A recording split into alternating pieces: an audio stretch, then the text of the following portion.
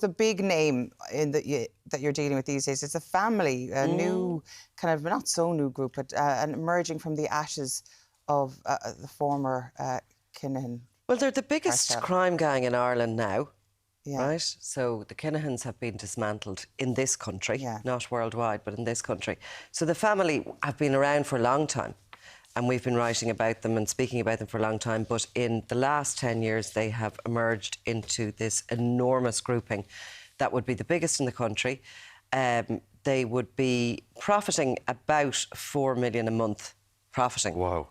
Which is a lot. Yeah, I was told that figure the other day and I was like, oh my goodness, I'm in the wrong job. But that's the kind of money they're pulling in. So they used to be a kind of a heroin grouping. They're now bringing in cocaine, weapons, everything. And they were arrested this week.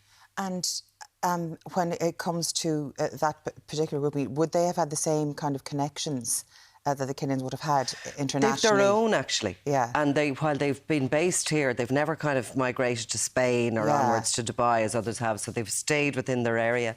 They have their own connections. They're buying directly from Colombia.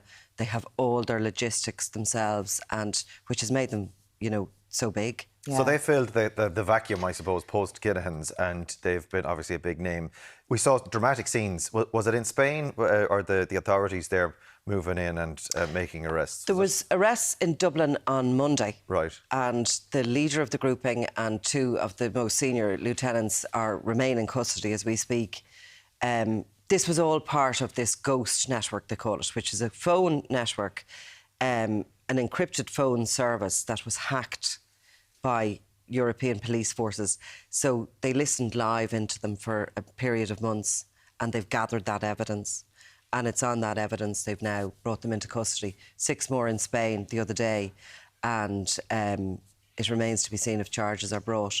But basically they were doing their business, thinking that nobody could listen to them or, you know, what is that? How did they get the ghost onto the phones? Or is that a piece of software? It was a phone. Right. The ghost network was a phone. There was a previous hack called EncroChat, and it was an app that they put on their phone. But this was actually a device, so they believed them to be super safe.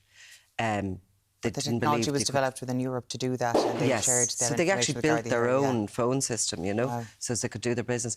And the thing is that they have to use the phones. The phones are the undoing of them time and time again. But if you're running a business, a global business, you have to be on some sort of a phone. So this is the problem. But, you know, law enforcement are catching up with them now. So, yeah.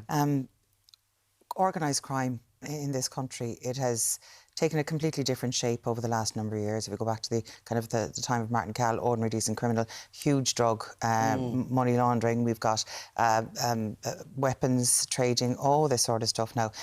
Landscape is so different in the last number of decades, really, in the last number of years. It's a huge employer now, actually, you know, organised crime. And it's, you know, you can, if you look back to the likes of Cahill and those days, and there was a lot of armed robberies were going on, there was a finite amount of people involved in it. But I think by 2000, when Irish people started taking cocaine, literally, that's what it was, it became a recreational drug. Like prior to that in the 80s, you would have seen heroin being a problem. But like people weren't very proud, and never still are, of taking heroin. It was something they did in secret down alleyways or whatever. And there was a certain amount of people that would have been drawn to that. But when ecstasy and then cocaine came in, it became recreational. The use is almost normalised now, and it's not just in the big cities. You can see that all around the country. Every small little town and village, it's absolutely inundated with it. Well, this is it, and it exploded the market because it was people that were holding down jobs and then maybe taking cocaine on their nights out. And that created this huge, big market. And obviously that was filled by way more criminals than ever before. So, and the problem is then you have communities where there's kids being groomed into it, and very quickly they're... I mean, I was actually only in town there the other day, and there's a particular park near where I work, and it was unbelievable. It was like a drug supermarket. Openly dealing, people coming from all over. I walk in and out to town every day and you can see it's absolutely bananas. And people going by just used to it now. There was a time that you turned ahead, but yeah. So that's the way it has gone.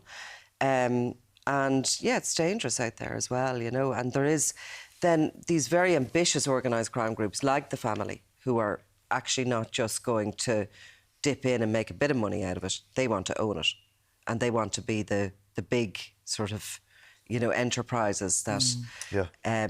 They're operating at it's scale. It's a bit like a normal business, you know. You'll have some people who'll just have their corner shop and be quite happy with that, and then you have these big conglomerates. Yeah.